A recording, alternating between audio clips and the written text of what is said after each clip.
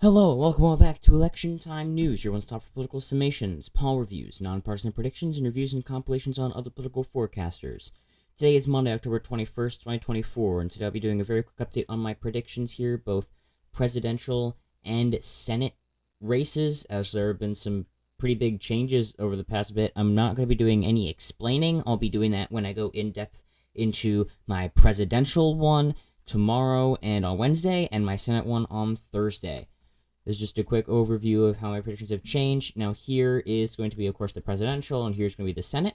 I'm going to be going in order of poll closing times as far as when they close, and then I'll be doing a bit of movement and changing it around a little bit based on when the states are going to be called. You'll see in a bit. If you like content like this, make sure to subscribe to the channel. I have a goal of 500 subscribers by election night, so do me a favor and click on that bright red button below, and also make sure to join the Discord. The link will be in the description and on my YouTube homepage. It is linked there as well. So, to get things started, first off, looking here, we're going to have our 7 p.m. poll closing time. So it's going to be Indiana, Kentucky, South Carolina, Georgia, Virginia, and Vermont. Now, most of the state of Florida closes, but I will not be calling any states until every single county closes. So, for example, since the Panhandle doesn't close until 8 p.m., I would not call the state of Florida until then. And even in West Virginia, most of the state closes at 7:30 p.m., but these three on the Panhandle right here actually don't close until 8 p.m., so I will not call the state of West Virginia until 8 o'clock, even though it's almost definitely going to go Republican. So, moving on here, first off is going to be the 7 p.m. poll closing time. So, starting things off in Indiana, we're going to call that for Donald Trump. That is absolutely going to go safely for Donald Trump. And looking here, 15.5 points, safe margin. Next is going to be Kentucky, also safe margin for Donald Trump. That is going to be an easy pickup for the former president. Then we have South Carolina. Isn't going to be called right off the bat. Vermont is going to be called immediately for Kamala Harris. Now, as soon as the first few votes start coming in, then South Carolina will be called for Donald Trump. However, just to make sure that there's no huge swings or anything, they typically don't call it. It depends on the network that you're watching. So this is going to be the map right at probably about 7:15 or so, looking at these three Republican states, that Democratic state. Now looking at for the Senate, moving over here, Vermont is going to be called immediately for Bernie Sanders. He's going to have a sweeping victory. Wrong map here. Sweeping victory in his home state. Very, very popular. We're also going to see in Indiana, it's going to be called relatively quickly for the Republican there. And that's actually all that's going to be called right off the bat. Those are going to be called immediately. And it's going to take a bit longer for Tim Kaine, but most likely he is going to win re-election in Virginia. He's a relatively popular senator. He's probably going to win by around 10 points, which is just under my safe margin here. 97.5 to 2.5% chance. He's almost certain to win. But his race is actually probably going to be called before Kamala Harris, just due to the incumbency factor of his senatorship and such. So, moving in here after a little bit, then it's going to be 7:30. We have Ohio and North Carolina are going to be closed. Neither of them are going to be able to be called. They're both going to be too early to call at that point in time, as they are somewhat swingy. Now, of course, Ohio has a very good chance of going to Donald Trump, but its senatorial race is pretty close. So, looking here at Ohio, 95 to 5. I'm actually going to bump it up to 97.5. It's almost completely certain at this point. And I have Donald Trump winning it by about 9 points. However, it's not going to be called until a bit later, and its senatorial race is somewhat close. So, right around this time, it's going to be around 7:45 or so. We're not really going to be, still not going to be seeing much as far as this goes. It's going to be slow in the very beginning of the night. There's not going to be much happening. Then is going to be the 8 o'clock p.m. poll closing times. This is going to be large. Starting off, we're going to have Maine's 1st Congressional District called right away, as well as Massachusetts, Rhode Island, D.C., Maryland, Delaware, New Jersey, Connecticut. all are going to be called for Kamala Harris right away, as well as the state of Illinois. I have all of these going by more than 10 points to the vice president, and there's not going to be any contest. They all have a 100% chance of going to her. And then, in the same manner, going for Donald Trump will be Tennessee, Alabama, Mississippi, Missouri, Oklahoma, and West Virginia are all going to go for the former presidents. Donald Trump will win these very handily, and they're going to be called basically on poll closing, which means that we will then have 75-75 tie for a brief period of time, as the other states outstanding are going to be too close to call at this point, those being Pennsylvania, Virginia, North Carolina, Georgia, Florida. Not all of Texas will be closed, same for Kansas, North and South Dakota, and Michigan. And the other two close to call states are going to be Ohio, Maine's 2nd Congressional District, and New Hampshire. They're all going to be outstanding for a little bit longer. And then senatorially, we're going to be looking at a sweep in the Missouri Senate race. Actually, not a sweep, probably going to be around 9 points. But it's not going to be any contest, and I wouldn't be surprised if it went even redder. Just a bit of tense polling here. I'm not necessarily sure this is going to be a tight race. And then, of course, there's going to be heavy Republican safe states in Tennessee, Mississippi, and West Virginia. Now, luckily for the Democrats, they're going to get Maine immediately, Massachusetts, Rhode Island, Connecticut, New Jersey, Delaware, and Maryland basically called right away. All of these are going to be vital for the Democrats, as otherwise their count is going to be way low, and they're going to have a lot of difficulty. Now, things to look at this point in time is going to be Ohio and Florida. They're going to be somewhat tense, much more Ohio than Florida. Florida is a relatively safe Republican Senate seat, but in the case of a blue wave, we may see it flip. And the same in Pennsylvania. If there's a red wave, it could flip to McCormick. But as of right now, Casey is looking relatively good. He's polling all right. I'm getting more into that in my Thursday video. But at this point in time, we're probably going to be seeing maps somewhat like this. And then in not too long from then, we're going to probably be seeing Virginia get called for Kamala Harris, as she's probably not going to be leading by too little. If it turns out to be a bad year, then it may take a bit, but I see it being called probably around 8:20 or so, somewhere between the 8 o'clock and 8:30 p.m. poll closing time. Somewhere in there, it's probably going to be called. And the same for the 2nd Congressional District of Maine. It's going to be called for Donald Trump at some point in there, because he's leading relatively strongly in that region. Probably by around 6 points or so, which isn't too big, but he's not doing poorly by any standard. Then is going to be the 8:30 p.m. poll closing time. We're going to see Arkansas close, and it's going to go for Donald Trump, which means he's going to be a bit behind Kamala Harris at this point in time, just because of Virginia. But with things looking better and better for Donald Trump as the minutes go by, right around 8:30, it's going to be more and more convincingly clear, unless there's something huge going on, that Donald Trump will, in fact, win Ohio, and things are going to be looking better for Harris in Maine and New Hampshire. And then, of course, as we approach 9 o'clock p.m., you can expect that Ohio will be called for Donald Trump, giving him the lead 99-88. I expect him to win the presidential race in Ohio by around 9 points. It's not going to be all that close. It's going to just take a bit of time to count to make sure that that's going to end up, in fact, happening. They don't want to call it too early. So then closing in, we're still going to have Pennsylvania, North Carolina, Georgia, Florida, New Hampshire, and Maine statewide contest outgoing at this point in time, as they're going to be too close to call. But then at right around 9 p.m., we can probably expect that we're going to see a result in New Hampshire, as it hasn't really been that red as of recently. 7.5 points. That's relatively safe for Kamala Harris. I have that in the certain column, which is this second one right here, to wrap things up. Now, because of ranked choice voting, there might be a bit of a holdout in Maine, even though Kamala Harris is expected to probably win it by about 8.5 points. Next is going to be the 9 p.m. poll closing time. So checking over here again, we still have Tim Kaine awaiting. Most likely at this point, it's going to look like it's going to be relatively obvious that he's going to win in Virginia. And most likely at this point, there's going to be a relatively considerable Democratic lead by Sherrod Brown in the state of Ohio for the Senate race. Pennsylvania, of course, we're probably going to see more of the same thing, as these early votes are going to be more Democratic, yet McCormick is going to be catching up at this point in time, so that will have to be something to watch.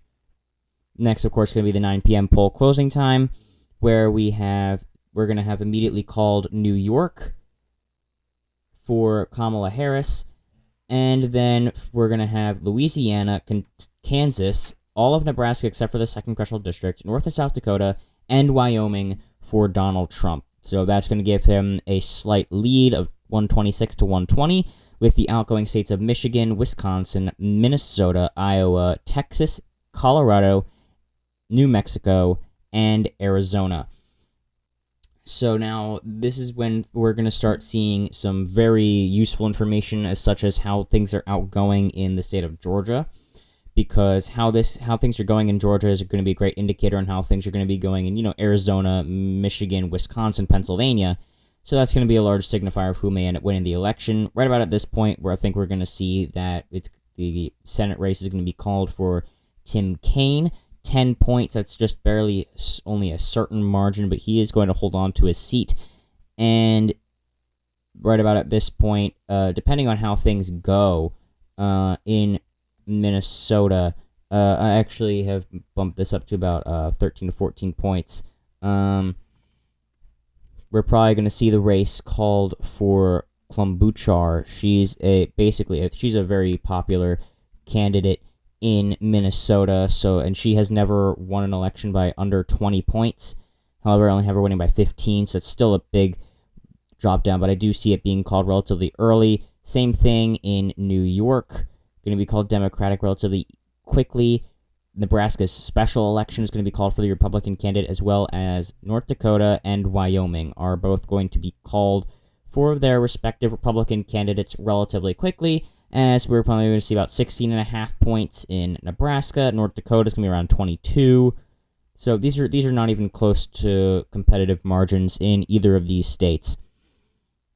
And then we're probably going to see things getting really, really close in Florida. And right around this time, Rick Scott is most likely going to pull ahead of McChrystal Powell, as the early vote data is going to get overwhelmed by the day of voting information and data there. Probably right around now, we might also see Florida get called for Donald Trump, as his margins are probably going to be even bigger than in 2020. So it's not going to take as long to count. Plus, they're relatively quick at counting. 5 points, that's going to be likely. So that's going to be a big 30 electoral vote boost to his margins. And we're probably going to see Maine get called for Kamala Harris right around the same time. Moving on, then we're going to get closer to 10 p.m. at this point in time. We're probably going to see Rick Scott get called as the winner in Florida, as he's going to pull further and further ahead, and it's just going to be impossible for McChrystal Powell to catch up. And at the same time, we're probably also going to be seeing the race in Michigan get called for the Democrat, as she's just pretty popular in the state. She's a popular congresswoman, and so the overall lead here, it's a very Democratic-friendly state, and there's not necessarily any quote-unquote boycotting going on, as there is in the state of Michigan by the Muslim community, as there is against Harris. So there's not going to be any holdout as there is in the presidential level, which definitely could change things if that ends up succeeding and gives the state to Donald Trump. So looking here, next is going to be a call, most likely is going to be made soon in Colorado, as Kamala Harris is probably going to carry the state by a considerable margin, probably around 12 points, which is still less than Joe Biden carried it by in 2020. But I don't see any drops of any considerable size this cycle. And then finally, we're probably going to see some very, very tight numbers, and some places might start calling Georgia, North Carolina, depending on how tight things are. But I don't see. I probably some more conservative calling ones might not say that they have been won as of yet. And then right before 10 p.m., I expect that we will be able to call the race for Bob Casey in Pennsylvania, as I expect him to win by about 4 points. I definitely could see him winning by about like half a point or so, but I don't see McCormick pulling out a win in this state as of right now. It is 62.5 to 37.5 right now. He's been holding out a lead relatively well against McCormick. And so then actually Nebraska's standard election has been coming out a lot closer than than we had originally expected, but I do see it's probably going to be going for Deb Fischer, but it probably won't be called as of this point in time yet, just because they're going to want to make sure that it's going to go that way before calling it. Same thing in Texas. New Mexico's race is going to be called somewhat quickly, probably around 11 points, so it's not going to be all that competitive. And then Arizona's is going to be called somewhat after that, as most likely Gallego is going to beat Kari Lake in the state of Arizona somewhat quickly, even though Arizona and New Mexico are going to take a bit longer on the Electoral College level, but New Mexico will then probably be called somewhere around 9:45, as Kamala Harris's lead is just going to be too strong for Donald Trump to be able to overcome, probably around 8.5 points.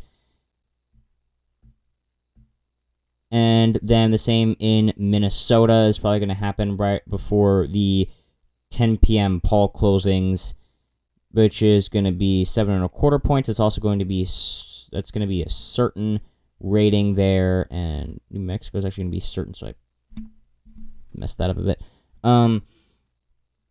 And then Iowa is going to be called for Donald Trump around that time, right before 10 p.m., at which point we will see Montana and Utah get called for Donald Trump. Nevada is going to be toss-up at this point in time.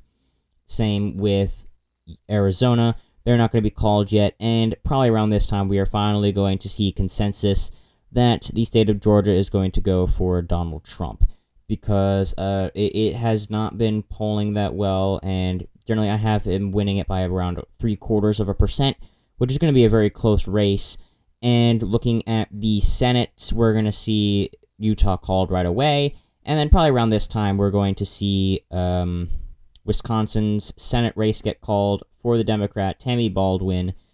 She's not that unpopular. I think she's going to hold on probably by a lean margin, just like the rest of the Rust Belt trio.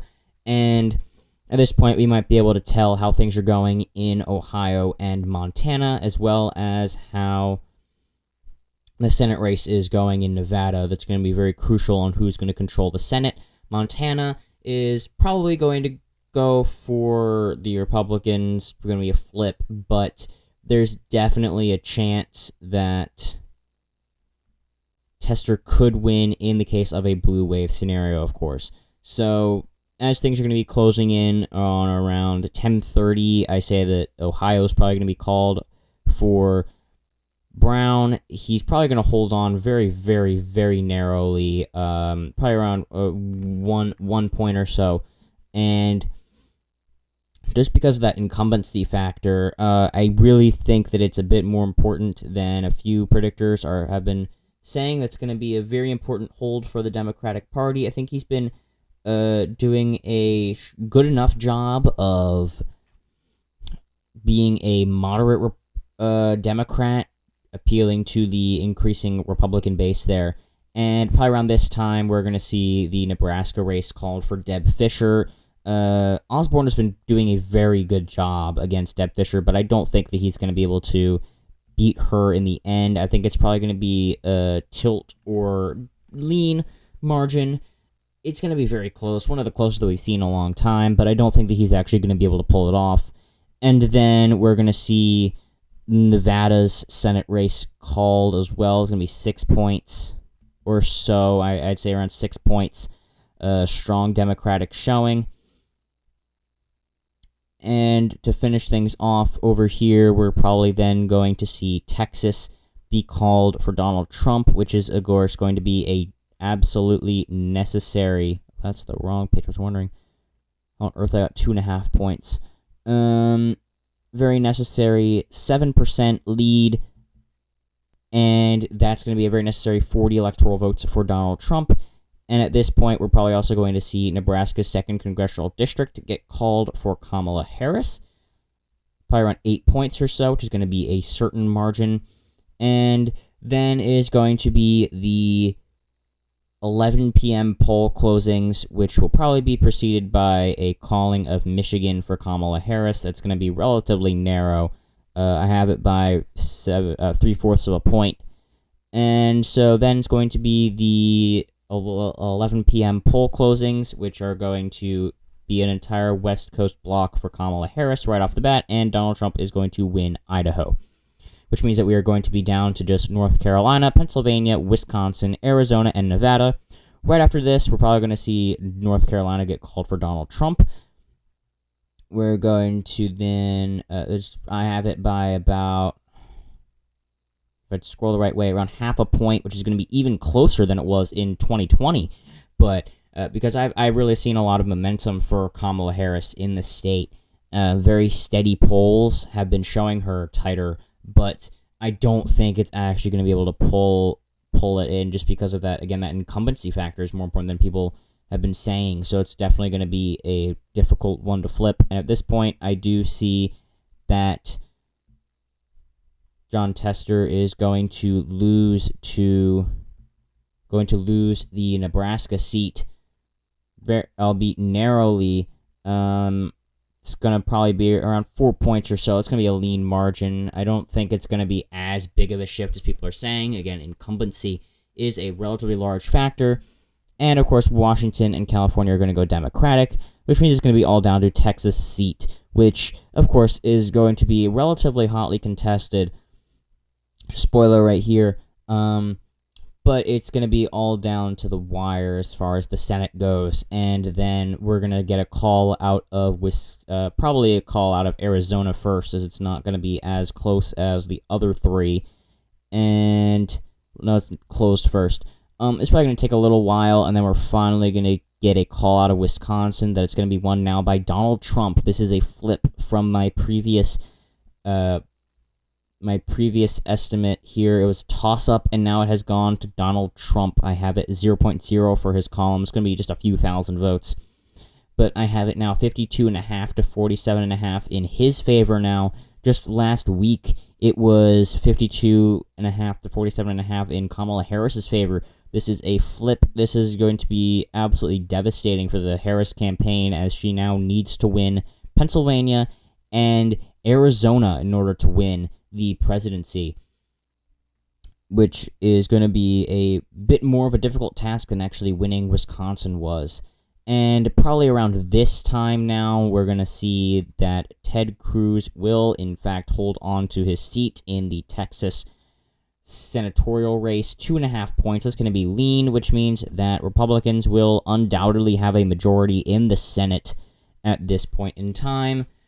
And moving on, then we're going to probably have the race in Arizona called for Donald Trump, which will secure his election, as he now has 269.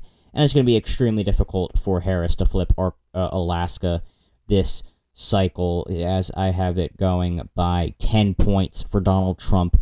Arizona is probably going to be around 3/4 of a point. So that's going to be potentially take a bit longer, but I think they count their votes relatively quickly. Pennsylvania has a lot, and they're going to take a bit to get in their early vote data in first as well. So then is going to be the midnight poll closings, and we're going to see Hawaii go for Kamala Harris, and it's going to take a bit for Alaska. Now we're going to see the finished Senate map here. It is going to be 51-49 for the Republicans, and then it's going to take a little bit longer, but Donald Trump will, in fact, win Alaska, which will give him the presidency. Donald Trump wins the 2024 presidential election against Kamala Harris. And then we're going to see a call in Pennsylvania a bit longer. Donald Trump will secure those 19 electoral votes. 52.5, 47.5 for his favor. Again, it's going to be 0.0, just barely narrow right there. Toss up as far as the margin goes, but it's going to be in his favor as far as the chances go. And then finally, we're going to see the slow counting state of Nevada, 1.5 points for Kamala Harris. I do see that it's, again, going to hold on. Incumbency is an important thing here, but it's going to be by even less than Joe Biden won it by in 2020. So Kamala Harris is going to underperform Joe Biden by quite a bit. She is going to lose Georgia, Pennsylvania, Wisconsin, and Arizona, costing her the election. 291 to 247 electoral votes for Donald Trump's favor. He is going to be the next president of the United States, according to my most recent projection, and also going to have control of the Senate. I hope you all enjoyed. Make sure to click the like button if you like content like this, and subscribe to the channel. A goal, again, of 500 by election night, which I'm going to be live streaming. Make sure to tune in at 5:30 p.m. Eastern Time to tune into that, and have a fabulous rest of your day.